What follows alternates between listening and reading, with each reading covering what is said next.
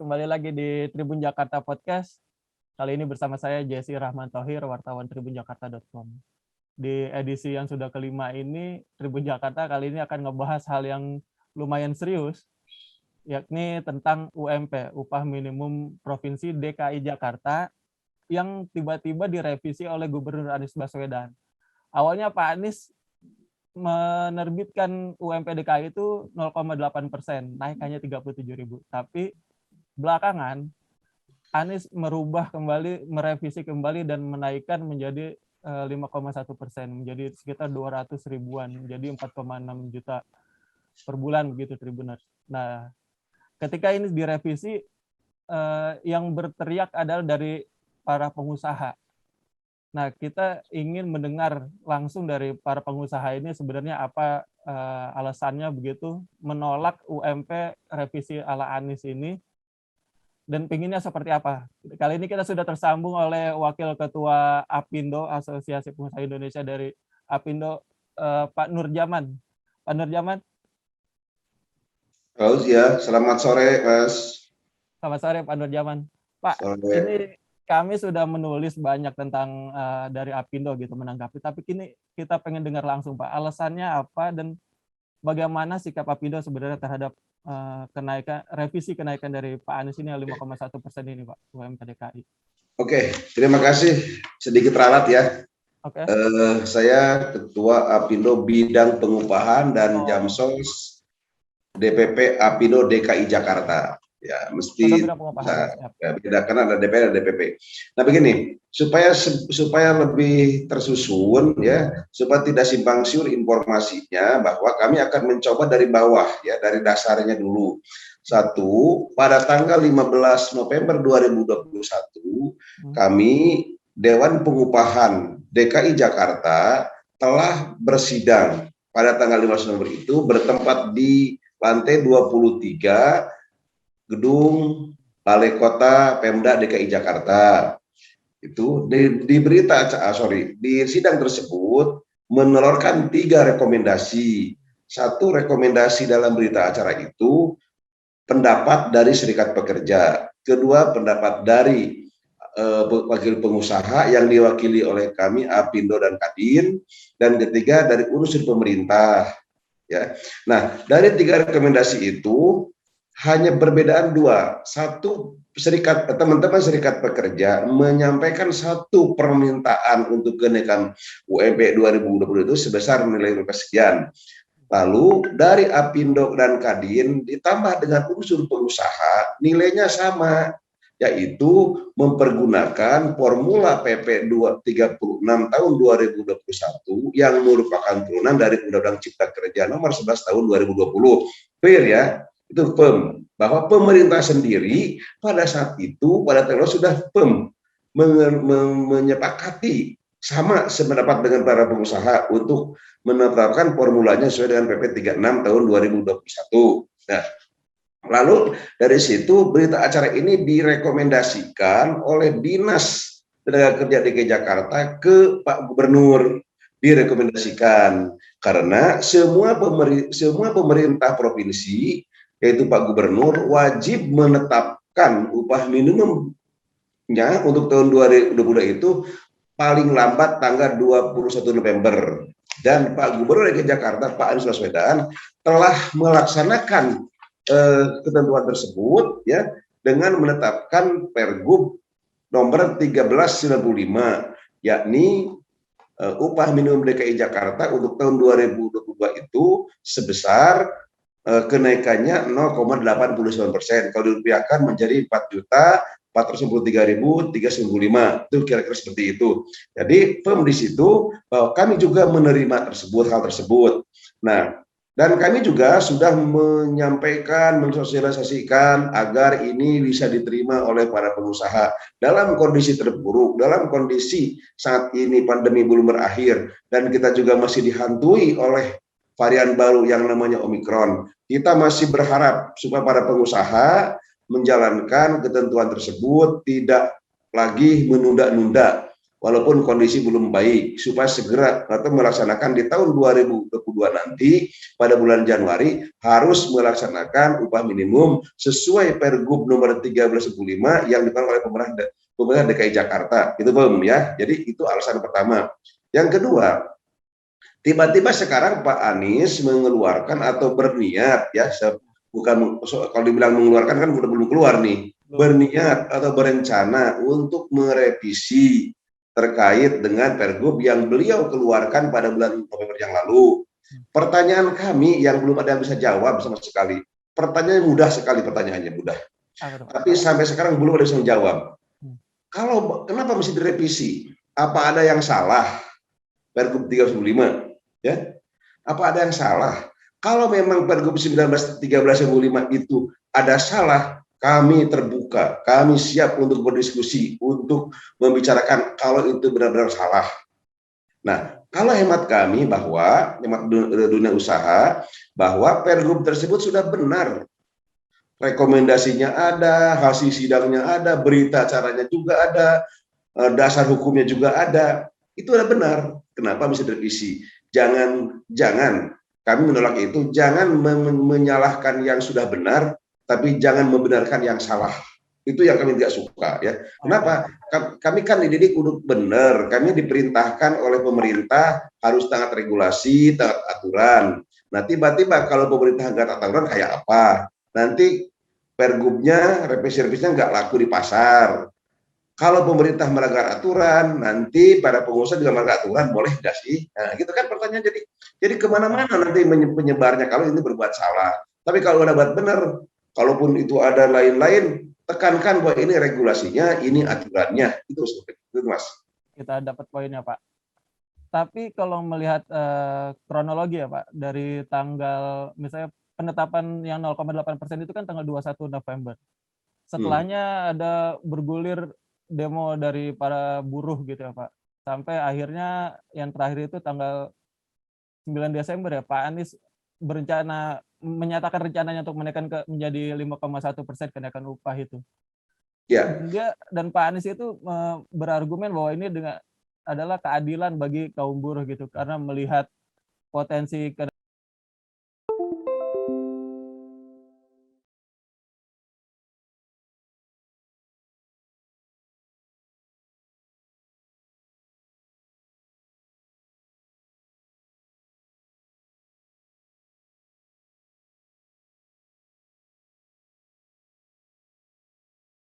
kalaupun mau salah, kenapa baru kali ini?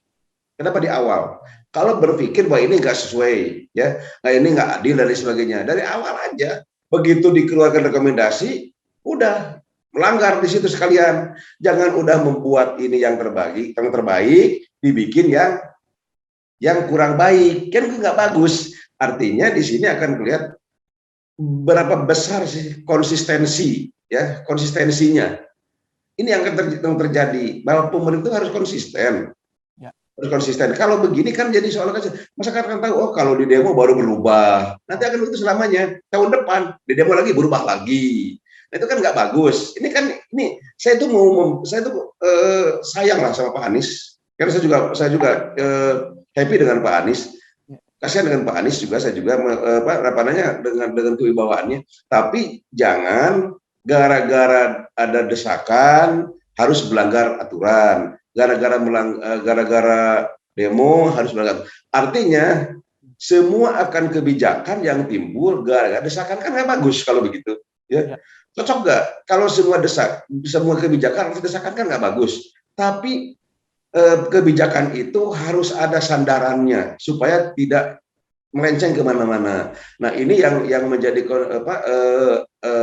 konsen kami, bahwa bukan melihat besar kecilnya yang dipertimbangkan, ya, tapi konsistensinya yang harus kita ikutkan. Apa? Regulasi sudah ada, aturan sudah ada, nggak susah kok. Nah, kalaupun itu ada desakan, serahkan aja. Ini kan regulasinya ada, serahkan yang membuat regulasi. Nah, semestinya pemerintah pun juga ya, kami dunia usaha itu objek daripada regulasi.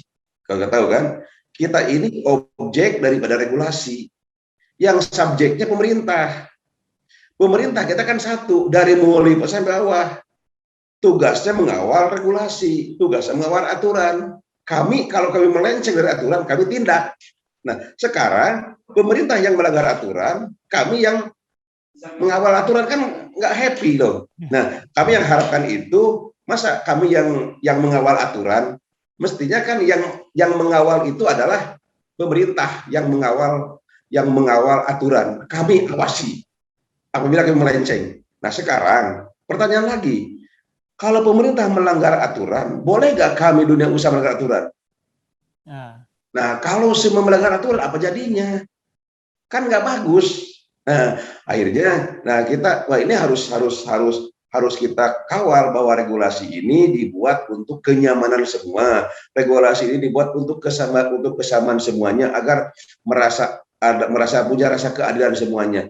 Kan ini pemerintah itu membuat satu regulasi ini, membuat satu ekosistem pengupahan itu supaya ada rasa keadilan gitu loh. Dan mesti diingat Mas, upah minimum itu adalah upah jaring pengaman atau safety net.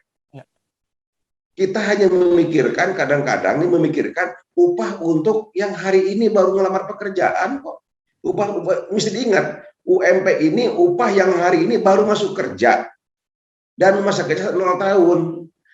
Begitu masuk kerja nih, anak-anak kita kebanyakan masuk kerja, inilah upahnya. Udah 4 sekian. Kenapa kita tidak memikirkan yang 1 tahun ke atas? Kami dunia usaha memikirkan agar rasa keadilan itu supaya yang ini juga punya standar supaya tidak melanggar aturan, maka yang di atas kita juga mikir.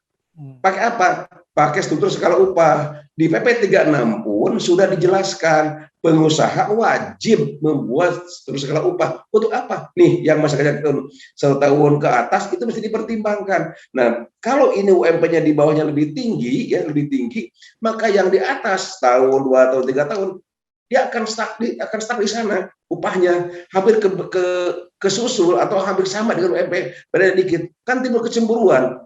Kamu yang baru masuk kerja kemarin, saya udah sebesar ini, saya udah 5 tahun masih begini, kan nggak matching juga. Nah, ini yang jadi pertimbangan ini, yang menjadi pertimbangan para pengusaha supaya ekosistem pengupahan ini berjalan dengan bagus, dengan baik. Kami memikirkan yang udah masa kerja yang lama. Sekarang kan timbul banyak, saya juga tidak memungkiri bahwa banyak pengusaha sekarang membayar upahnya tidak jauh berbeda dengan upah minimum. Misalnya upahnya 4 juta, bayar 4,5 atau 4,3. Kan nggak jauh beda. Kenapa? Karena basic terendahnya udah hampir sama, ketinggian gitu loh.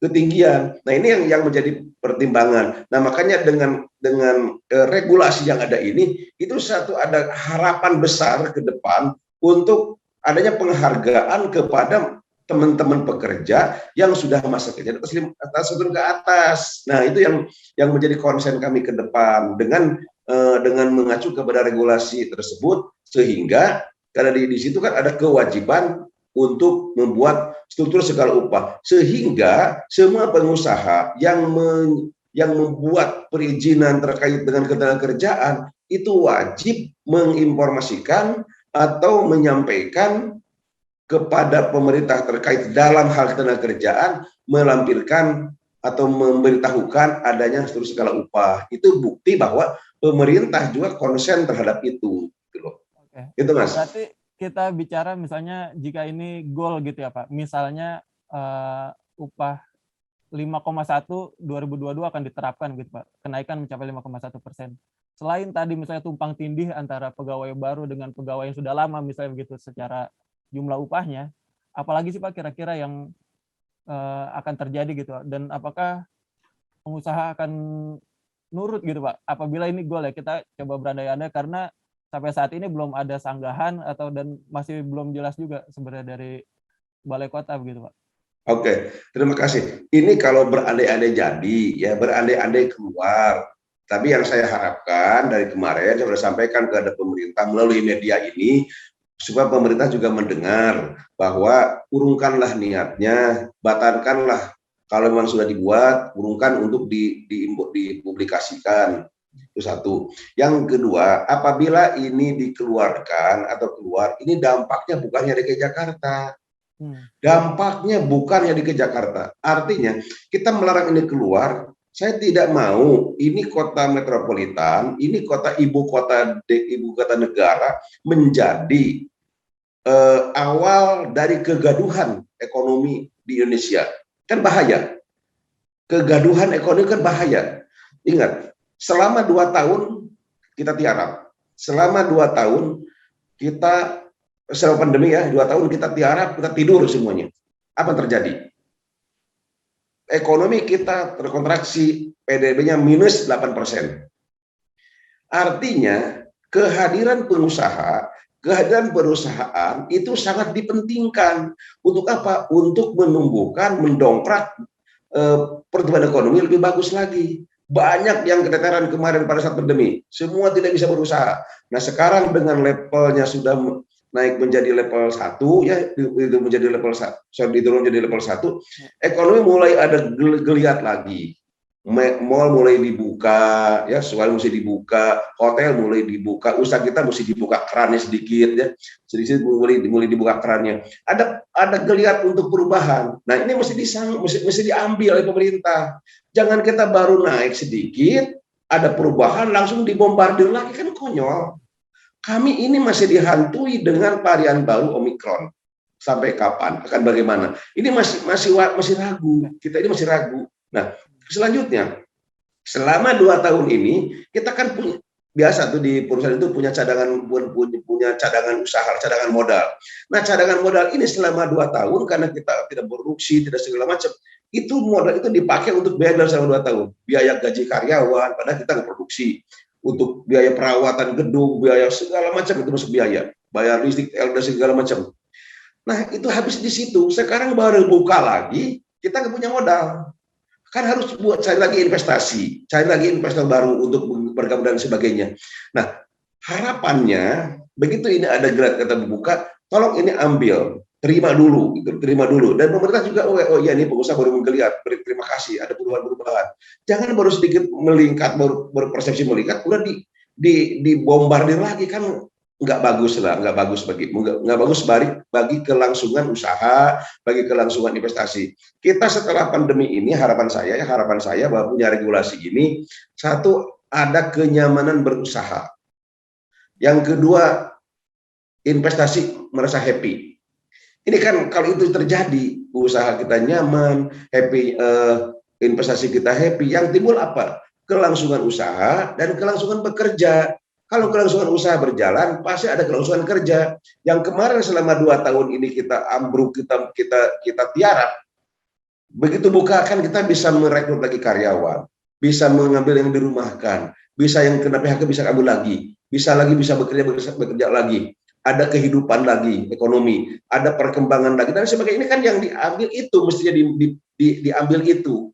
Jadi jangan kita udah ada, wah ini akan bagus, memang bakal bagus kok, bakal bagus, tapi kebagusan ini jangan dulu dibombardir gitu loh, dengan kebijakan-kebijakan yang nggak populis. Nah ini yang menjadi pertimbangan konsen kami, bahwa tolonglah para pemerintahan, baik dari pusat sampai daerah pun juga ini harus mengerti atas regulasi ya itu tersebut. Banyak dampak ya Pak kalau dari Bapak sebutkan tadi. Sangat dampak Mas. Satu lagi dampaknya, dampak yang paling besar, dampaknya apa? Dari ekonomi itu sendiri ya Pak, pengusaha dan juga kelanjutannya begitu ya Pak. Betul. Yang paling dominan lagi Pak, efek domino dari kebijakan ini akan apa? Efek domino dari kebijakan ini kalau keluar, itu kemana-mana. Jawa Tengah, Jawa Barat, semua akan berdampak. Coba, kalau itu akan terjadi seperti apa? Gitu kan? Misalnya semua teman-teman serikat pekerja mendesak kepada pemerintah daerah masing-masing ikutin Jakarta. Ya. Kalau gini apa jadinya? Kebijakan yang timbul bukan karena regulasi, kebijakan yang timbul bukan karena aturan, kebijakan yang timbul karena desakan, bukan karena prinsip-prinsip lain. Itu bahaya, itu sangat bahaya. Melihat dampak besar ini Pak, apakah ada langkah dari Apindo sampai saat ini, apakah misalnya akan menempuh jalur hukum atau ke PT UN atau seperti apa sih Pak? Tentunya kami, kalau ini benar-benar keluar, anggap kita keluar, Pak Gubernur memaksakan untuk keluar ini, dikeluarkan ya seadil-adilnya. Tentunya kami juga akan melakukan langkah-langkah apa yang kita ambil. Satu, tentunya kita beberapa hal mesti dipertimbangkan, bukan hanya langkah hukum ya, ada langkah mungkin kami akan melakukan pendekatan, dua akan melakukan dengan pemerintah pusat, gitu kan. Lalu kita akan melakukan dengan organisasi lain, bisa dengan serikat buruh, bisa melakukan dengan organisasi kami di atasnya, dengan DPN Apindo, termasuk dengan kementerian yang terkait ya untuk hal ini. Tentunya kami akan melakukan hal tersebut. Nah, kalau di situ terjadi ada benangnya tidak nyambung antara benang satu dengan yang lain, ya kami tentunya akan melakukan upaya-upaya yang sesuai dengan aturan yang ada. Kami insya Allah tidak akan melanggar aturan, walaupun melakukan upaya hukum, tidak akan melangkah yang lebih salah, tapi kami akan melangkah yang sesuai dengan tahapan-tahapannya. Semua kami akan lakukan, termasuk akhirnya upaya hukum akan kita lakukan, baik itu melakukan gugatan ke Petun ataupun melakukan uji material atas kebijakan tersebut. Itu akan kita lakukan. Tapi sebelum langkah ke situ, itu langkah terakhir. Tapi kami akan melakukan langkah di depan ini kalau ini keluar. Tentunya kami sangat mengharapkan juga di sini kehadiran pemerintah pusat. Ya. Pemerintah pusat harus segera turun tangan sebelum ini terjadi. Jangan sampai kami di bawah menjadi begini, pemerintah pusat kok diam 1000 kata nih loh. Nah, Bu Menteri kemana nih sekarang ini nggak bilang gitu loh. Tapi berbicara pemerintah kami belum mendengar komentar Bu Menteri kebijakan yang ada diolah ini kan bola menjadi bola liar nih. Menjadi bola liar. Nah, mohon kami kepada pemerintah pusat, dalam hal ini Kementerian Tenaga Kerja ya, pada Bu Menteri Bu Ida, terus lagi juga kepada pemerintah pusat juga dalam hal ini bisa Mendagri. Coba ini kami sekarang lagi kondisi begini, harus apa kami lakukan? Saya harapkan kami panggil, misalnya Bu Menteri ini, kami panggil Bu Menteri, Dunia Usaha panggil Pak Gubernur, panggil semua stakeholder, bahas ini bersama di kementerian. Kan itu yang kami harapkan. Ini sampai sekarang kami juga menunggu itu gitu loh. Tapi kalau mana nih loh? Dari pemerintah pusat yang belakangan yang terbaru gitu Pak, dari Bappenas sendiri mendukung langkah Anies ini Pak untuk menaikkan UMP sampai 5,1. Dia beranggapan argumennya itu memberikan bantalan terhadap pertumbuhan tingkat konsumsi Pak. Karena dengan naik 5,1 akan ada bantalan pertumbuhan konsumsi sampai 5,2% katanya. Gimana tuh Pak? Mas, gini, kalau berbicara ekonomi itu, saya hanya melihat begini. Satu persepsi, ya, dua fakta, yang ketiga sensasi. Ini, kami membaca itu. Apakah Pak Gubernur ini mengeluarkan ini adalah karena sensasi? Apakah Bappenas mengatakan itu adalah sensasi? Saya bukan menyatakan itu tidak benar ya, bisa-bisa saja. Tapi mesti lihat faktanya. Kalau upahnya naik, kata Bappenas, katanya, saya juga belum mendengar langsung dari Bappenas ya, kami belum pernah dipanggil Bappenas, ya bisa ngomong begini nggak pernah lah, kami belum pernah berbicara itu. Misalnya upahnya naik, informasinya akan daya beli pun akan naik. Tapi mesti dilihat fakta di perusahaan, di kami. Kalau upah itu naik, variabel yang akan berubah itu banyak. Upah naik, tidak hanya upah buruh yang akan naik, tidak hanya variabel itu, tidak hanya cost produk atau variabel cost yang ada itu kan banyak kan berkembang. Satu, dengan BPJS kita akan berubah. Dua, BPJS kesehatan kita akan berubah, ya, berubah pasti. Ketiga, apakah dengan bahan baku yang kita beli, bahan pembantu kita beli, semua akan berubah semua. Nah, kalau itu angkanya naik 5%, itu variabel cost yang ada di perusahaan itu akan berkembang kemana-mana. Kalau variabel menjadi banyak, menjadi variabel yang simultan tersebut terhadap biaya, maka kami akan berubah menjadi harga jual kami akan naik. Kan pasti itu hukum ekonomi begitu. Kalau kita biaya tinggi, pasti harga produk pun akan tinggi. Begitu harga tinggi, ada yang beli nggak? Nggak ada yang beli. Kenapa? Karena mahal. Saat ini orang masih berpikir belanja yang lebih biasa, yang bisa untuk kehidupan hari-hari. Sedangkan kami produk yang bisa tahan lama, kan nggak terbeli jadinya. Apa yang terjadi? Penumpukan barang kami di gudang, penumpukan lain-lain di gudang. Akhirnya apa? Efisiensi lagi kami lakukan. Apa yang terjadi lagi? Bisa pengurangan karyawan. Yang tadinya kami akan menerima karyawan banyak, stop dulu terima karyawan.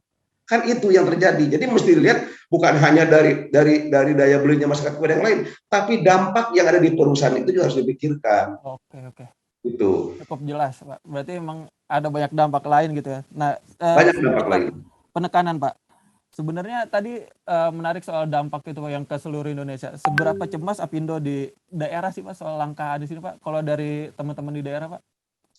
Semua pemerintah daerah, semua teman-teman kami di daerah cemas. Ya, apakah harus beginikan ya dunia usaha kita semuanya? Kebijakan yang harus kena desakan. Ya. Kan nggak bagus lah, nggak bagus kebijakan karena desakan. Itu nggak populis. Ya, walaupun saya tidak berpikir, saya tidak bicara apakah itu politis, apa itu lain, saya nggak berpikir, saya bukan orang politisi, saya hanya bekerja untuk bangsa, gitu kan? Kami bekerja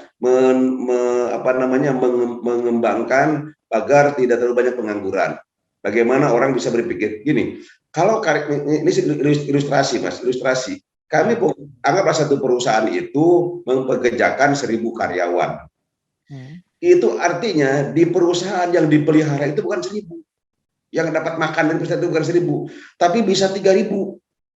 Kalau satu karyawan punya istri, punya anak, masing-masing 2, berapa tuh yang terjadi? Begitu perusahaan tutup, berapa yang tidak bisa mendapatkan penghasilan? Nah, ini yang jadi gambaran dari kami itu bukan hanya karena kenaikan, bukan itu saja, tapi bagaimana kelangsungan usaha, itu bisa nyaman, bekerja kita bisa nyaman, dan investasi agak happy sedikit. Dengan ada regulasi yang ada ini, investasi bukan mulai bergerak lagi gitu loh, akan bergerak lagi. Itu jangan berpikir bahwa dengan segini itu kan teori. Kenaikan ini akan mendongkrak daya beli yang mana dulu, gitu kan? Daya beli yang mana dulu. Saya pikir karena juga mungkin mestinya di Bappenasnya kan di atas kertas. Coba dengan diskusi lah di Bappenasnya gitu loh. Ajak berdiskusi sama Bappenas. Kita akan berikan faktanya. Kan berikan fakta lapangan lah. Kita bilang orang bekerja itu kan di lapangan, bukan di atas kertas, gitu loh. Kelangsungan pengusaha ini yang dikhawatirkan dan jadi kecemasan di seluruh Indonesia. Tadi Bapak bicara soal kebijakan ini tidak populis, tapi sepertinya ini cukup populis Pak untuk Pak Anies sendiri gitu. Maksud saya dengan tidak mengeluarkan kebijakan tidak akan mengeluarkan populis Pak Anies gitu loh. Maksudnya gini Mas, dengan tidak mengeluarkan kebijakan ini ya, tidak yang direncanakan tidak akan mengurangi populisnya Pak Anies. Yakin, karena Pak Anies sudah populis. Jadi dengan tidak mengeluarkan kebijakan ini ya, tidak akan mengurangi populisnya Pak Anies. Kan gitu, yakin. Ya, jadi nggak usah takut lah gitu loh. Gitu. Berarti saran Bapak itu ke Pak Anies kalau misalnya melihat dari sisi populisnya, jangan khawatir Pak Anies gitu ya? Jangan khawatir Pak Anies, nggak khawatir. Karena Pak Anies udah populis kok. Walaupun saya bukan orang politisi ya, kan kita juga tahu lah gitu kan. Tapi dengan keluarnya ini malah sentimen negatif muncul. Kan itu bahaya. Kayak saya khawatir dengan dikeluarkan kebijakan yang nggak sesuai aturan, sentimen negatif terhadap Pak Anies akan ada. Kan khawatir, itu mengkhawatirkan itu. Kan khawatirkan apa? Oh, dianggap nggak konsisten, dianggap begini gitu, dianggap keberpihakan, kan salah. Kan tapi kalau berdasarkan regulasi itu yakin tidak ada kata berkeberpihakan. Sekarang kan timbul, ini Pak Anies berpihak kepada siapa, atas siapa, kan gitu loh. Nah ini yang kami jaga ya, kita punya pemimpin DKI Jakarta. Gitu loh. Oke, Pak. Tadi bicara pendekatan untuk terkait kebijakan ini, revisi kenaikan UMP ini, dari pihak pengusaha sendiri udah bertemu belum sih Pak? Terakhir sudah bertemu dengan Pemprov atau dari pihak buruh sendiri juga Pak? Atau seperti apa Pak perkembangan? Sampai saat ini kami belum pernah ketemu dengan pihak Pemprov DKI Jakarta. Ya, dan mesti diingat juga ada selentingan kemarin dikatakan bahwa ini hasil diskusi dengan para pengusaha. Alhamdulillah belum ada. Ya, belum ada. Apakah kami dari Apindo dan Kadin dipanggil sama Pak Gubernur atau Pak Wagub sendiri untuk diskusi ini? Tidak ada. Sampai saat ini tidak ada. Apa akan udah ada rencana Pak untuk pertemuan atau seperti apa? Karena ini kayaknya ramai di media tapi antara pihaknya belum bertemu gitu kan Pak? Nah, kalau kami karena UMP-nya sudah firm dan kami tidak ada niat untuk merevisi kami, ya harusnya yang punya niat revisi dong mengundang kami. Kan gitu. Yang harus mengajak itu kan kami kan udah beres. Di mata kami, di mata dunia usaha yang diwakili oleh Apindo Kadin sudah firm untuk UMP 2022 itu mengacu kepada Pergub 1395. Itu udah firm, ya. Dan kami tidak akan merevisi itu. Walaupun dulu pernah beberapa waktu yang lalu ada selentingan mau gini, tapi kami juga sudah menyampaikan surat melalui Ketua Dewan Pengupahan DKI Jakarta menyampaikan bahwa kami tidak akan mengikuti revisi dan lain sebagainya lah gitu. Kami sudah menyampaikan pada saat itu. Oke. Nah kalau dari keburu Pak, karena di satu sisi kan buruh gembira gitu ya Pak, ibaratnya hasil demo mereka seolah-olah berhasil dengan disambut oleh Pemprov. Dari pengusaha ke buruh sendiri Pak? Ya saya pikir siapa sih yang tidak mau ada perubahan? Pasti teman-teman pekerja, itu teman-teman saya semuanya kok. Buruh pun teman-teman saya semuanya juga teman-teman saya ya, pasti akan happy, pasti akan berbahagia. Tapi bahagia ini kan harus adil. Berbahagia untuk siapa? Kan yang bayarnya pengusaha. Kalau besok buruhnya berbahagia dengan harga tinggi, kalau perusahaan yang ada, apa yang bikin bahagia? Kan gitu. Kalau saya suka bikin begini, saya suka bikin ini ke teman-teman ini, suka menyampaikan filosofi begini. Mendingan kita makan roti mimpi atau makan obi pasti. Itu saya suka bikin filosofi begitu ke teman-teman. Baik teman-teman, mendingan kita makan roti mimpi atau makan ubi pasti. Kan mendingan makan ubi itu pasti, makan banyak ubi ada daripada makan roti mimpi. Kan nggak jelas. Nah itu artinya coba kita kembangkan bahwa kalau perusahaannya berkembang bagus, pasti perusahaan bagus, kerjaan bagus. Tapi kalau perusahaannya kolab, apa yang terjadi? Nah ini mesti digali oleh kita semuanya ya. Jadi, nah terkait dengan upah saya juga punya filosofi begini. Sebesar apapun pendapatan kita, sebesar apapun gaji yang kalian terima, yang kita terima, pasti tidak akan cukup kalau untuk gaya hidup. Tapi sekecil apapun pendapatan kita, pasti akan cukup untuk hidup. Ini pakai filosofi itu gitu loh. Karena ini gambaran upah kan seperti itu. Karena kebutuhan itu tidak terhingga. Wah gaji kecil. Saya bisa ilustrasi begini. Semua orang akan mendapatkan gaji kecil, termasuk pejabat, semua juga akan berbicara itu. Termasuk saya. Termasuk kita juga akan berbicara bahwa gaji kita kecil, pasti bicara itu. Karena apa? Karena kita berbicara gaya hidup. Tapi kalau kita berbicara untuk hidup, nyaman kok. Yang di pinggir-pinggir yang tidak punya peraturan usaha hidup. Nah, tapi ini apalagi sekarang pemerintah mengatur dengan formula yang ada itu untuk menjaring agar kehidupannya bisa stabil. Dengan apa? Dengan safety net tadi. Nah, dengan yang lebih tingginya kita ada skala upah itu. Nah, itu kan yang jadi isu sentralnya adalah upah kecil, upah nggak cukup dan lain sebagainya. Yang tadi katakan ya semua juga upah nggak bakal cukup kalau untuk gaya hidup, ya. Tapi upahnya cukup kalau untuk hidup. Ya kan itulah naluri kita mesti pakai di situ ya gitu. Oke deh Pak, kita sudah dapat poinnya dari pengusaha, dari perwakilan dari Apindo. Semoga kedepannya lebih ya bisa tercipta seperti yang diharapkan semua pihak. Ya, semua pihak. Dan juga terakhir kepada teman-teman, baik kepada pengusaha, kepada pengusaha, ya sekarang jangan dulu terlalu galau dengan informasi ini. Tetaplah kita eksis untuk melakukan pekerjaan, berusaha dan sebagainya mestinya. Dan kepada pemerintah juga, tolong bijak untuk melakukan kebijakan, ya sesuai dengan karena harus namanya kebijakan itu harus ada pijakannya. Kan pijakan ada pijakannya. Jangan kebijakan nggak ada pijakan, kan itu repot, ya. Kebijakan itu harus ada pijakan. Pijakannya apa? Regulasi dan aturan. Itu kata saya orang bodoh, ya. Terus lalu begini, untuk teman-teman serikat, untuk teman-teman pekerja, kita nikmati dulu apa yang kita dapatkan, kan gitu. Ya kalau memang itu karena itu hak ya, hak untuk minta juga hak lah, semua juga hak, semua juga punya kemauan, teman-teman pekerja semua kemauan untuk mendapatkan lebih, tapi kelebihan minta lebih ini coba ada acuan, ada aturan, ada standarisasi yang kita gunakan di tiap-tiap perusahaan. Itu kira-kira. Dan terus kita berkolaborasi yang baik lah antara pekerja, pengusaha juga untuk apa? Untuk kebaikan bangsa kita bersama. Siap, terima kasih banyak. Closing statement yang cukup bijaksana saya rasa. Terima kasih Pak Nurjaman sudah menyempatkan waktu di Tribun Jakarta. Siap. Sampai berjumpa lagi. Oke, siap. Sore, Assalamualaikum. Ya, waalaikumsalam. Ya, Tribuners, barusan adalah bincang kita dengan perwakilan dari Apindo, Pak Nurjaman. Update terus informasi terbaru seputar Jabodetabek, terutama untuk isu UMP DKI ini. Sampai jumpa.